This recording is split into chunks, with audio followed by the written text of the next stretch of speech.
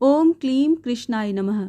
श्रीमद् भागवत महापुराण द्वितीय स्कंद छठा अध्याय। विराट स्वरूप की विभूतियों का वर्णन। ब्रह्मा जी कहते हैं, उन्हीं विराट पुरुष के मुख से वाणी और उसके अधिष्ठात्र देवता अग्नि उत्पन्न हुए हैं। सातों छंद उनकी 7 धातुओं से निकले हैं। मनुष्यों, पितरों और देवताओं के भोजन करने योग्य अमृतमय अन्न, सब प्रकार के रस, रसनेन्द्रिय और उसके अधिष्ठात्र देवता वरुण विराट पुरुष की जिह्वा से उत्पन्न हुए हैं। उनके नासा छिद्रों से प्राण, अपान, व्यान, उदान और समान, ये पांचों प्राण और वायु तथा घ्राणेन्द्रिय से अश्विनी कुमार, समस्त औषधियाँ एवं साधारण तथा विशेष गंध उत्पन्न हुए हैं। उनकी नेतेंद्रिय रूप और तेज की तथा नेत्र गोलक स्वर्ग और सूर्य की जन्म भूमि है। समस्त दिशाएं और पवित्र करने वाले तीर्थ कानों से तथा आकाश और शब्द श्रोत्रेंद्रिय से निकले हैं। उनका शरीर संसार की सभी वस्तुओं के सार भाग तथा सौंदर्य का खजाना है।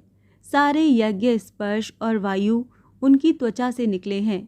उनके रोम सभी उद्भिज्ज पदार्थों के जन्म स्थान है, अथवा केवल उन्हीं के जिनसे यज्ञ संपन्न होते हैं। उनके केश, दाढ़ी, मूछ और नखों से मेघ, बिजली, शिला और लोहा आदि धातुएं तथा भुजाओं से प्राय संसार की रक्षा करने वाले लोकपाल प्रकट हुए हैं। उनका चलना फिरना भू, भुव, स्व तीनों लोकों का आश्रय है। उनके चरण कमल प्राप्त की रक्षा करते हैं और भयों को भगा देते हैं तथा समस्त कामनाओं की पूर्ति उन्हीं से होती है। विराट पुरुष का लिंग जल, वीर्य, सृष्टि, मेघ और प्रजापति का आधार है तथा उनकी जननेन्द्रिय मैथुन जनित आनंद का उद्गम है। नारद जी, विराट पुरुष की पायु इंद्रिया यम, मित्र और मल त्याग का तथा गुदाद्वार हिंसा, निर्गति, मृत्यु और नरक का उत्पत्ति स्थान है। उनकी पीठ से पराजय, अधर्म और अज्ञान, नाड़ियों से नद, नदी और हड्डियों से पर्वतों का निर्माण हुआ है। उनके उदर में मूल प्रकृति, रस नाम की धातु तथा समुद्र, समस्त प्राणी और उनकी मृत्यु समाई हुई है। उनका हृदय ही मन की जन्म भूमि है।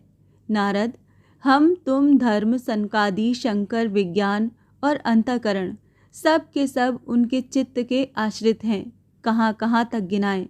मैं तुम्हारे बड़े भाई सनकादि, शंकर, देवता, दैत्य, मनुष्य, नाग, पक्षी, मृग, रेंगने वाले जंतु, गंधर्व, अप्सराएं, यक्ष, राक्षस, भूत प्रेत, सर्प, पशु, पितर, सिद्ध, विद्याधर, चारण, वृक्ष और नाना प्रकार के जीव जो आकाश, जल या स्थल में रहते हैं, ग्रह, नक्षत्र, केतु, पुच्छल तारे, बिजली और बादल, ये सब के सब विराट पुरुष ही हैं।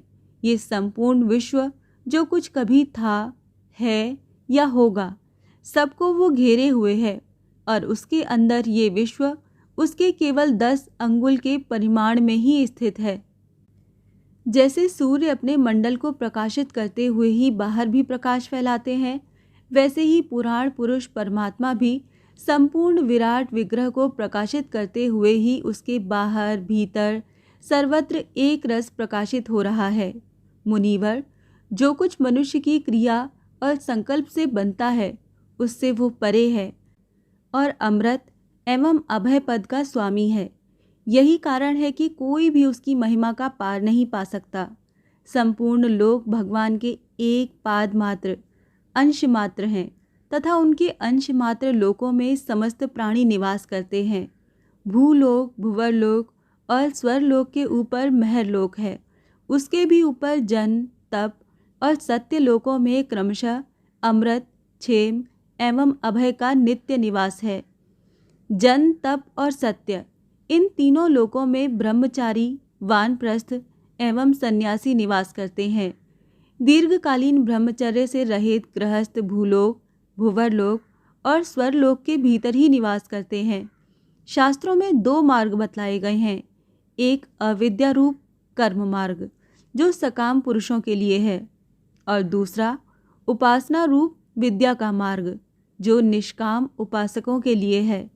मनुष्य दोनों में से किसी एक का आश्रय लेकर भोग प्राप्त कराने वाले दक्षिण मार्ग से अथवा मोक्ष प्राप्त कराने वाले उत्तर मार्ग से यात्रा करता है, किंतु पुरुषोत्तम भगवान दोनों के आधारभूत हैं।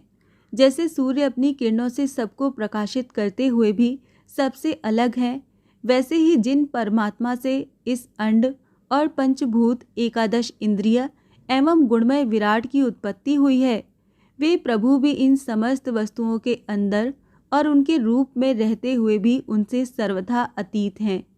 जिस समय इस विराट पुरुष के नाभि कमल से मेरा जन्म हुआ, उस समय इस पुरुष के अंगों के अतिरिक्त मुझे और कोई भी यज्ञ की सामग्री नहीं मिली। तब मैंने उनके अंगों में ही यज्ञ के पशु, यूप, कुश, ये यज्ञ भूमि और यज्ञ के योग्य उत्तम काल की कल्पना की। ऋषि श्रेष्ठ, यज्ञ के लिए आवश्यक पात्र आदि वस्तुएं, जौ, चावल आदि औषधियाँ, घृत आदि स्नेह पदार्थ, 6 रस, लोहा, मिट्टी, जल, ऋक, यजु, साम, चातुर्होत्र, यज्ञों के नाम, मंत्र, दक्षिणा, व्रत, देवताओं के नाम, पद्धति ग्रंथ, संकल्प, तंत्र, गति, मति, श्रद्धा, प्रायश्चित और समर्पण, ये समस्त यज्ञ सामग्री मैंने विराट पुरुष के अंगों से ही इकट्ठी की।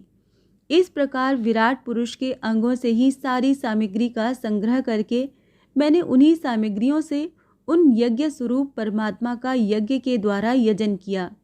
तदंतर तुम्हारे बड़े भाई इन 9 प्रजापतियों ने अपने चित्त को पूर्ण समाहित करके विराट एवं अंतर्यामी रूप से स्थित उस पुरुष की आराधना की। इसके पश्चात समय समय पर मनु, ऋषि, पितर, देवता, दैत्य और मनुष्यों ने यज्ञों के द्वारा भगवान की आराधना की। नारद, ये संपूर्ण विश्व उन्हीं भगवान नारायण में स्थित है, जो स्वयं तो प्राकृत गुणों से रहित है, परंतु सृष्टि के प्रारंभ में माया के द्वारा बहुत से गुण ग्रहण कर लेते हैं। उन्हीं की प्रेरणा से मैं इस संसार की रचना करता हूँ। उन्हीं के अधीन होकर रुद्र इसका संहार करते हैं और वह स्वयं ही विष्णु के रूप में इसका पालन करते हैं, क्योंकि उन्होंने सत्व, रज और तम की 3 शक्तियाँ स्वीकार कर रखी हैं। बेटा, जो कुछ तुमने पूछा था उसका उत्तर मैंने तुम्हें दे दिया। भाव या अभाव, कार्य या कारण के रूप में ऐसी कोई भी वस्तु नहीं है जो भगवान से भिन्न हो। प्यारे नारद, मैं प्रेम पूर्ण एवं उत्कंठित हृदय से भगवान के स्मरण में मग्न रहता हूँ। इसी से मेरी वाणी कभी असत्य होती नहीं दिखती, मेरा मन कभी असत्य संकल्प नहीं करता और मेरी इंद्रियां भी कभी मर्यादा का उल्लंघन करके कुमार्ग में नहीं जाती। मैं वेद मूर्ति हूँ, मेरा जीवन तपस्यामय है। बड़े बड़े प्रजापति मेरी वंदना करते हैं और मैं उनका स्वामी हूँ। पहले मैंने बड़ी निष्ठा से योग का सर्वांग अनुष्ठान किया था, परंतु मैं अपने मूल कारण परमात्मा के स्वरूप को नहीं जान सका, क्योंकि वे तो एकमात्र भक्ति से ही प्राप्त होते हैं।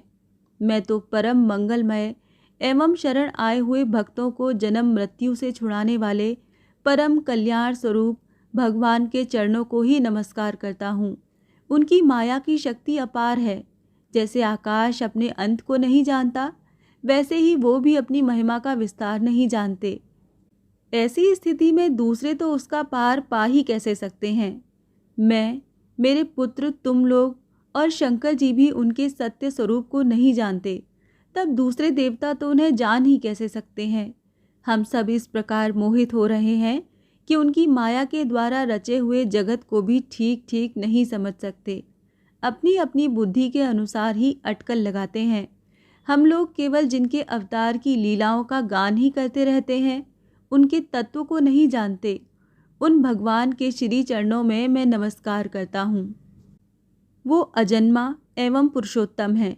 प्रत्येक कल्प में वो स्वयं अपने आप में अपने आप की ही सृष्टि करते हैं, रक्षा करते हैं और संहार कर लेते हैं।